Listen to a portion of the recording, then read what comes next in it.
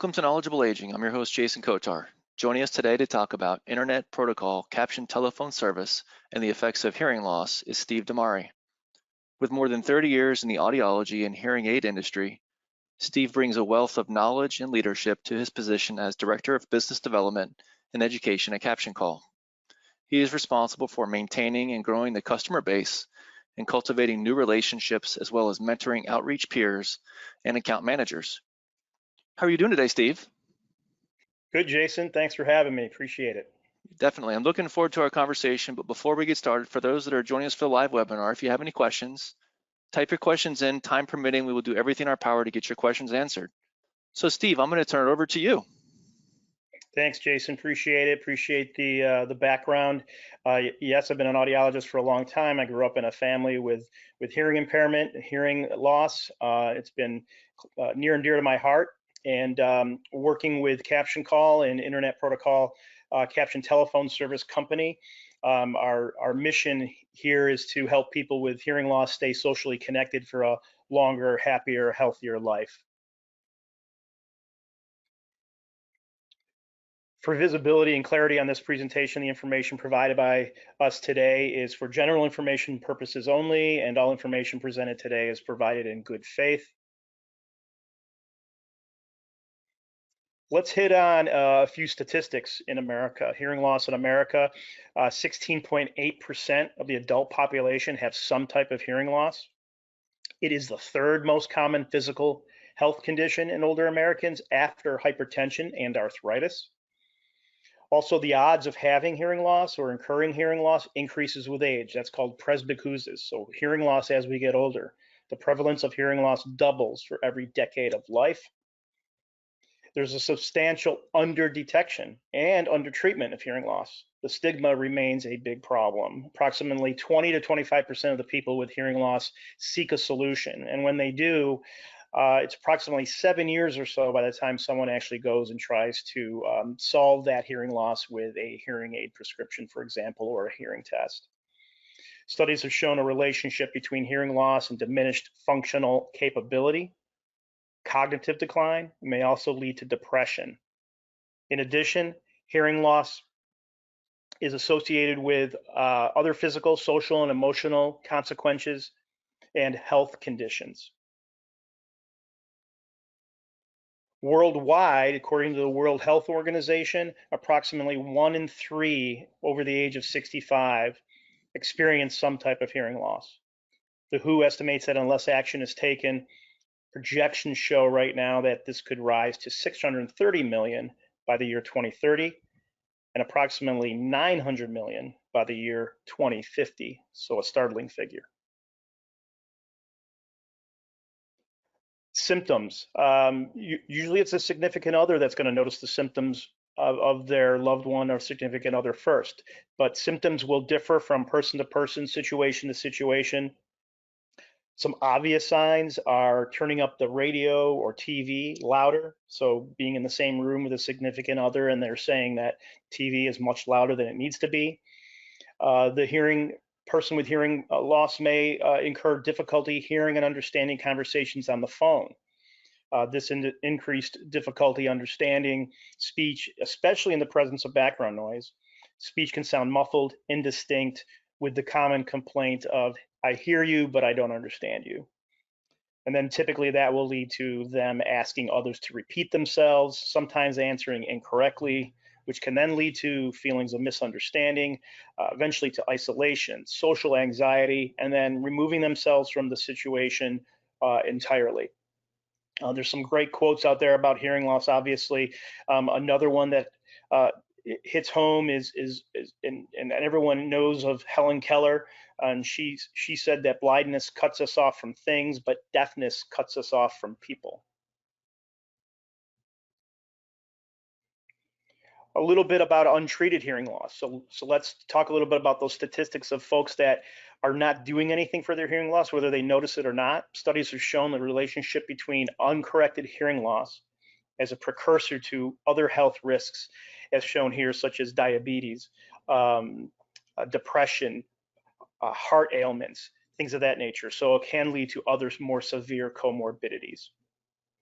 There's a biological decline associated with hearing loss. The speed of information processing is the specific cognitive function showing the strongest correlation with mortality. So scientists report that those with hearing impairment lose more than an additional cubic centimeter of brain tissue each year compared with those with normal hearing. Can lead to poorer quality of life, isolation, depression, loneliness. So these are all things that can lead to other health factors. This can also lead to negative effects on your relationships, causing withdrawal from your social circle, strained communication with family and friends, or even someone you associate with in your job.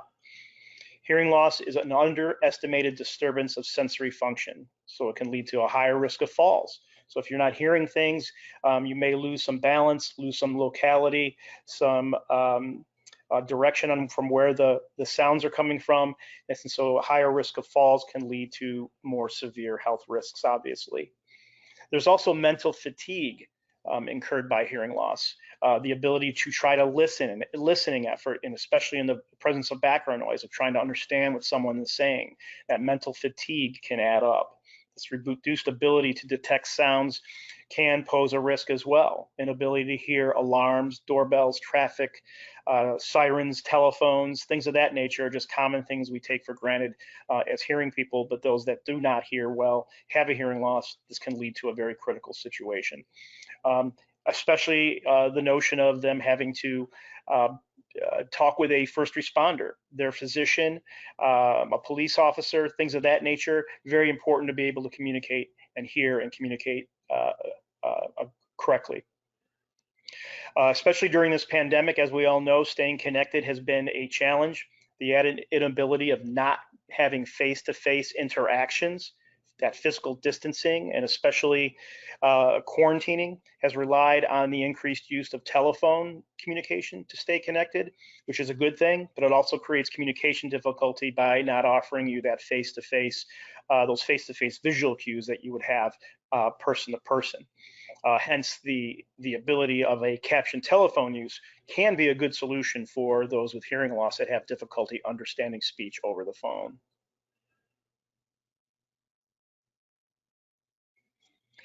Let's talk about some of the good things and some of the things that can be done and prevented. The positive sides here are that, yes, hearing loss can be one of those things that you incur as you get older. However, if you do notice a hearing loss, or if you have a significant other that may have a hearing loss, treatment is simple. Just begin by contacting a hearing healthcare professional, audiologist, to get a baseline hearing evaluation. Typically, those are covered by insurance. Check your insurance independently for that. But a baseline hearing test is very helpful to a place to start. I would say also at the age of 50 is another good place to start. If you turn 50, if you haven't had a hearing evaluation, it's a good time to have a baseline. Or if you notice a problem, go get a hearing evaluation. And then depending upon your diagnoses, your hearing care professional can recommend options and some of the best options to connect you back to the world. Hearing aids are the obvious gold standard these days, which makes sounds louder. There are many styles and types out there, and that is a conversation that you would have with your hearing care professional. For folks with more severe hearing loss, where hearing aids do not help, again, your hearing care provider could possibly direct you down the road of a cochlear implant, which is a invasive surgical procedure. And to discuss that, again, you would want to discuss that a little bit more with your hearing care professional. That is very involved. Some other simple solutions that your hearing care professional could recommend, or that you might even find online yourself, are accessories.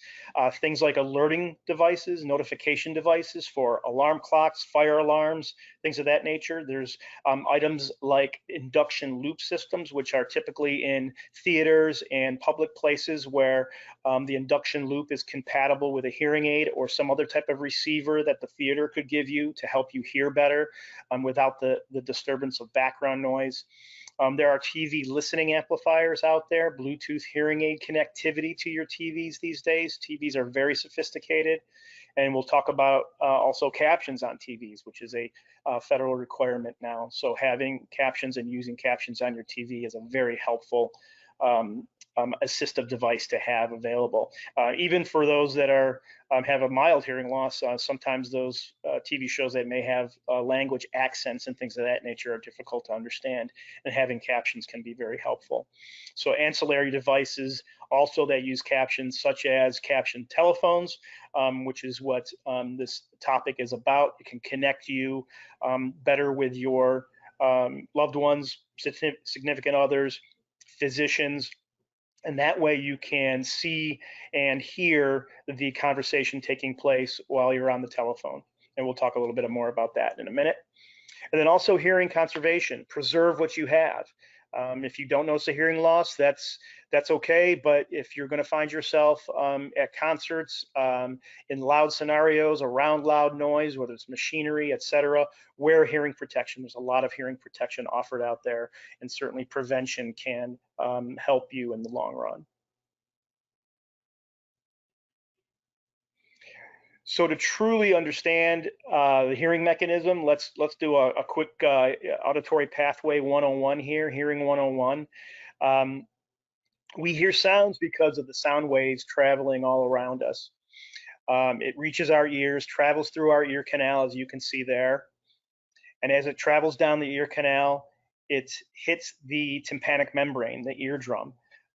So those could be speech sounds, music, noise, etc. It's all going to travel down that outer ear, collected by the pinna, the ear, head down that canal, hit the eardrum, and when the eardrum vibrates, the incoming sound waves are moving that eardrum, and in turn, that middle eardrum is attached to three little bones, the ossicles.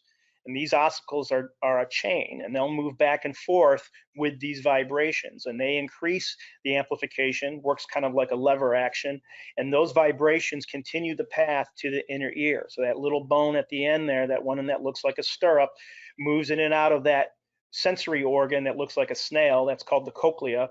The inner ear contains a structure. That structure is filled with fluid and tiny little stereocilia. And as that fluid moves across those cilia, they create an electronic impulse. And that impulse then hits that auditory nerve, and that nerve goes to your brain. And all of that is happening instantaneously, and that's how you hear sound.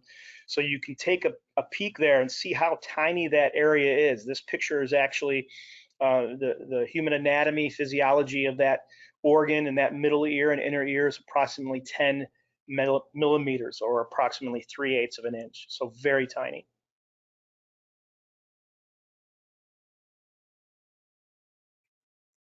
So again, that tiny space, let's think about this a little bit. Currently, there's data being studied out there with regard to COVID, but there's a lot of research also out there already about other viruses that could influence the hearing mechanism. There are no specific statistics yet on how common it is for people who've had COVID-19 to experience hearing loss, but a few small studies right now are pointing to possible links. They can't say for sure if the virus attacks the inner ear, but certainly there is data that show that other viruses do. And as you can see, again, from the space, the limited space, the small space, there's a very tiny vascular system. And the coronavirus is also known to cause blood clots in other areas of the body. So it's not unlikely that this small space could be affected by viruses and or the coronavirus. These capillaries are very tiny, so again, this is something that could be overlooked or underreported right now, but stay tuned. There's still being data collected with regard to the coronavirus and its effect on hearing.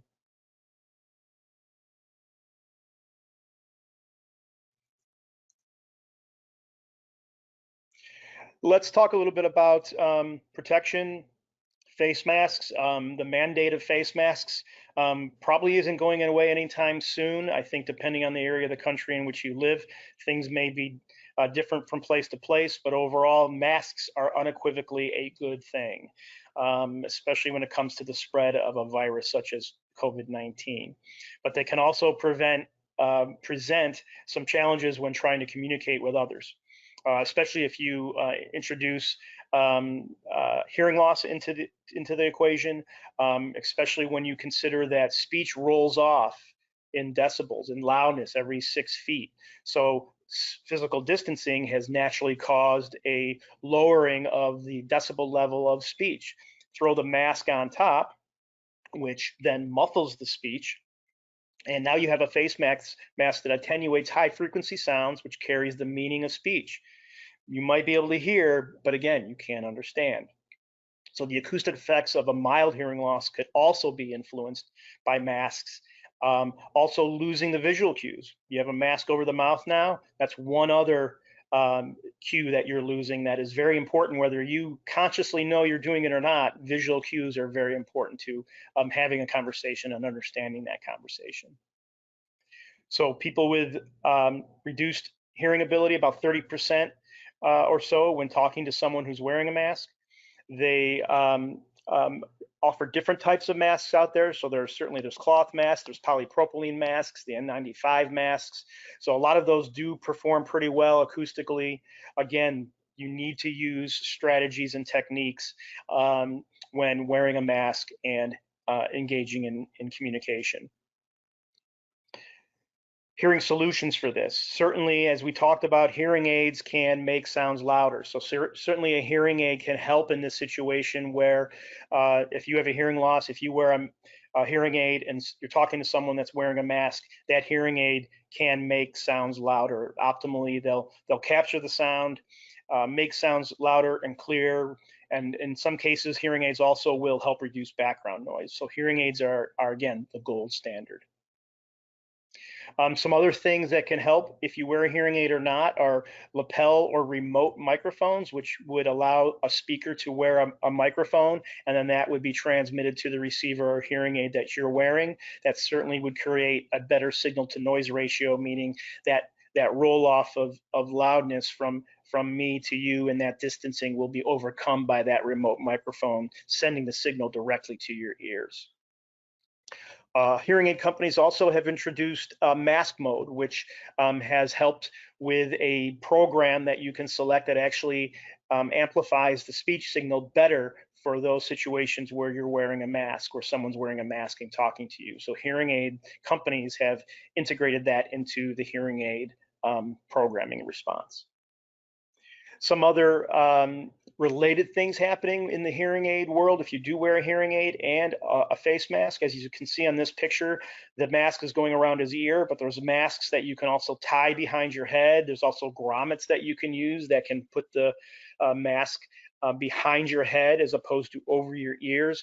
What can happen is when you take that mask off is sometimes it is connecting to that hearing aid and flicking it off into the wild blue yonder, and it's sometimes hard to find, locate. You may not even notice that it's gone. The best thing is don't panic. I would say go back to where you remember taking your mask off, looking around there, depending on if you are in a nursing facility, senior facility, or wherever you may be. It happened to my mother-in-law. She lost it. She called, and they found it. So, definitely don't panic, but if you do not find it, contact your hearing aid manufacturer or the hearing care provider from which you received the hearing aid. There are loss and damage features available that you can also use, so discuss that with your hearing care provider. There's also some very sophisticated hearing aid geolocation types of technology. So some hearing aid manufacturers can enable an app on your phone that can say, okay, this is where my hearing aid was last activated. And it's possible that could help you in a geolocation, certainly from a horizontal scheme to maybe realize where your hearing aid might have been lost. So that can be helpful. Again, just use caution when wearing masks and your hearing aid.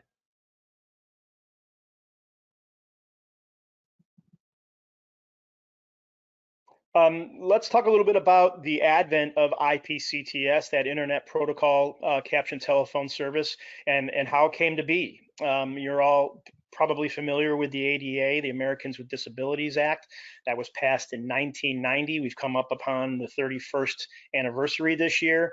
It led to the development of relay and caption telephone services for the deaf and hard of hearing. As technology advanced, this telephone relay service, TRS, internet relay, video relay, were developed, enabling those with hearing loss to communicate effectively and naturally with hearing individuals. More specifically, Title IV of the ADA required assistive devices be made available to qualified end users in any state, anytime, at no cost greater than what a person with normal hearing would pay for telephone service. So this IPCTS service is a no-cost service to you, the person with the hearing loss that has difficulty communicating on the phone. The IPCTS service is regulated by the federal government, the FCC, the Federal Communications Commission. It regulates this TRS fund.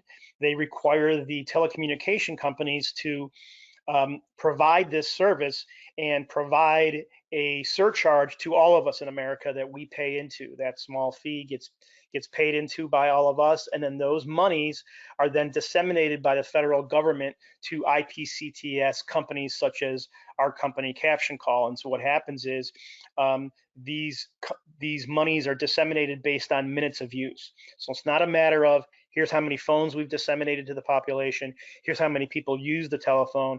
You need to use our phone with captions turned on, which we allow you to turn captions on or off. So if you're using captions via our technology and service, then that's how we get reimbursed from the federal government. And it needs to be accurate. We have very, very strong thresholds to uphold, privacy standards to uphold, and that's how we get reimbursed. So that's a very important point to understand is, again, no cost to you for the service, the installation, the customer support. The entire country pays for it. The service is available in the entire United States, Puerto Rico as well. So again, these strict standards are very important to us and we take them very seriously. As a point of trivia, some of the history of captioning, which we just talked about, the Television Decoder Circuitry Act that was passed, mandating that televisions 13 inches or larger for sale in the US contain caption decoders. As you know now, all TVs have captioning capabilities and a lot of different ways to create the layout of your captions.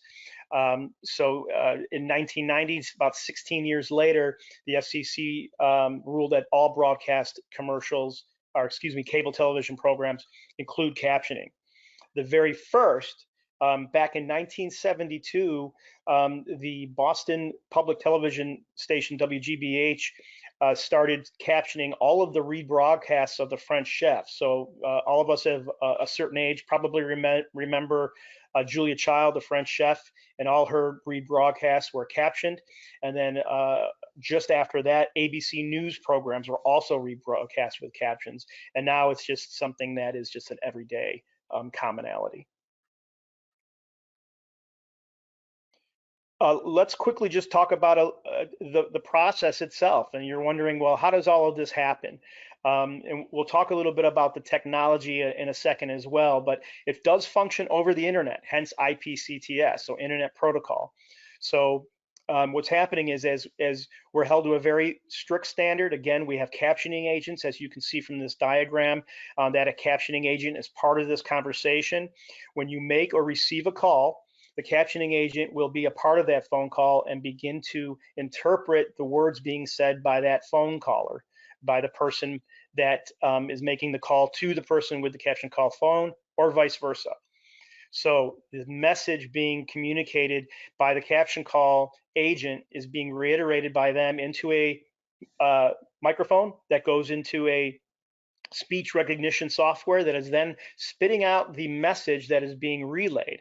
And then that captioning agent can then make any grammar corrections, and make any spelling corrections, also add in parenthetical types of situations where it's sneezing, coughing, laughing, things of that nature. So to create a very human element of this conversation, and those are instantaneously, it's about within a 3 to 4 second delay by the time the speech happens and those texts are received by the speaker. And I can say that that works very well. Eventually, that person using the caption call phone gets very used to it. The conversations become much more fluid.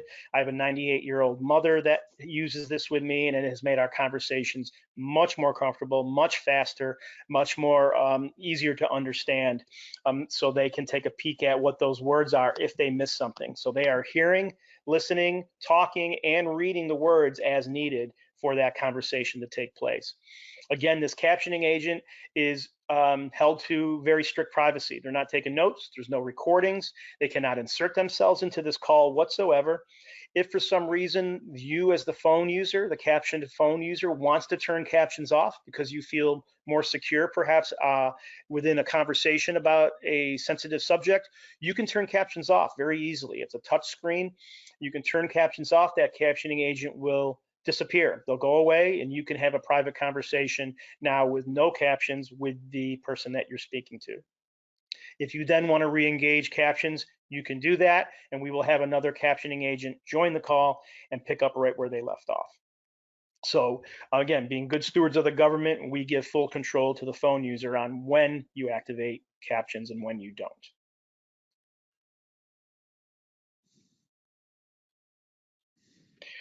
Some of the features and benefits of captions in general. This is a picture of our caption call phone. Again, it makes phone calls understanding much easier. You can see there's a large screen there. You can also answer the phone via speakerphone. So you can hit a button and have a hands-free conversation. So perhaps you're talking to your hearing care provider and you need your hands-free to manipulate a hearing aid, perhaps take notes, things of that nature. You can now use speakerphone along with captions to read text. Another nice feature is you can use a built-in voicemail system if you want. If not, you can also save voicemails and or save conversations to read back later. So perhaps a doctor or someone is giving you directions or a prescription. If you forgot that or didn't take the notes correctly, you can save those conversations and listen to them and read them back later. So a nice feature there. Again, no cost. Can't talk about that enough. That means it's delivered to you, installed to you, training, support. If you do not want anyone in your home, because we do have a full team of hired employees that are background checked, use CDC protocol. However, if you don't feel comfortable having someone in for the initial installation, we can do it over the phone and do a walkthrough on the phone with you. And then you can have someone come live later if you need a re-instruction later. So a lot of flexibility here with the installation process of your caption call phone.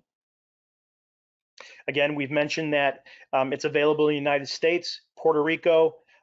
We have Spanish speaking and English speaking captioning agents, as well as trainers, installers, and account managers. A couple other things to note for those more sophisticated users. The phones are also compatible with hearing aids with Bluetooth connection, depending on the hearing aid company. Again, talk to your hearing care provider about the access of your hearing aids to Bluetooth connectivity, but we, Caption Call, will train you and help you with the functioning of the telephone. The hearing care provider will not have to worry about any of that. We take that off their shoulders and we provide all of the support mechanism available to you between us and you and getting your hearing aids compatible if you wear hearing aids. You don't have to have hearing aids to use this phone. You can use it without hearing aids. Either way, the phone is meant for those people that have some residual hearing, that can talk, listen, and read the captions at the same time to make that conversation easier. The a couple final points. Internet, someone says, well, what if I don't have internet? Well, you don't have to have internet. Internet is required for this technology to take place, but our technology can provide internet via our phone. So we can give the signal for internet and or a landline to create this technology, this service to happen. So if you have internet, keep it. If you don't have it, you don't have to go out and buy it. You can also take captions on the go. We have a Caption Call app. It's compatible with iPad, iPhone, and Android. So if you want to take captions on the go, whether it's the backyard, to the grocery store, to a restaurant, you can do that. And finally, there's a couple studies out there. One that's tested 14,000 individuals revealed that telephone use is rated the second highest most important listening situation behind one-on-one communication. 57% of the people with hearing loss indicated that communicating on the telephone was very important to them. So IPCTS is a very important service that necessitates the use of a captioned phone for those people with hearing loss. Hearing loss, if left untreated, has a significant impact on a person's ability to stay connected. So if you suspect a hearing problem with your ears, your hearing, anything of that nature, seek attention from your audiologist or hearing care professional.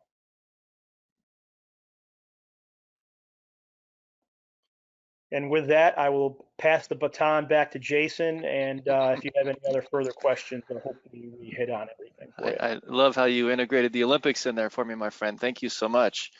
Um, Really good information, Steve. I have a couple questions. First question, how does somebody qualify or become eligible for the IPCTS, and what type of documentation is needed?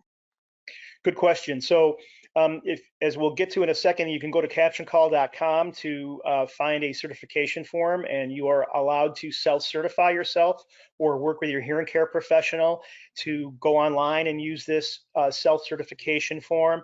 You can also do it the old school way. There are paper forms, and you just need to download it from the internet, ask your hearing care professional, and turn that into us. And then within a couple of weeks, we'll have customer service reach out to establish an installation.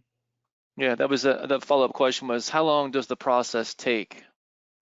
Yeah, usually a couple of weeks by the time we reach out. During the pandemic, we were inundated. It's calmed down a little bit, but certainly with some of the mask mandates coming back, the process is typically about a couple of weeks by the time we get a hold of you, coordinate, and get out to do the installation, whether that's a live installation or phone installation. So I'd say anywhere from 2 to 3 weeks. Okay. So I think you mentioned this, but I'd like to clarify, Steve. Yep. Is the conversation stored somewhere for the individual? Maybe they wanted to go back and reread how the conversation went. Is that available for the individual? So the only place that the conversation is stored is on their phone specifically. We, as a company, do not record the conversation, take notes on the conversation. However, the person using the phone has the ability to save that call. So after the call's over, there's going to be a reminder, and it says, do you want to save the phone call? And you can just say yes or no.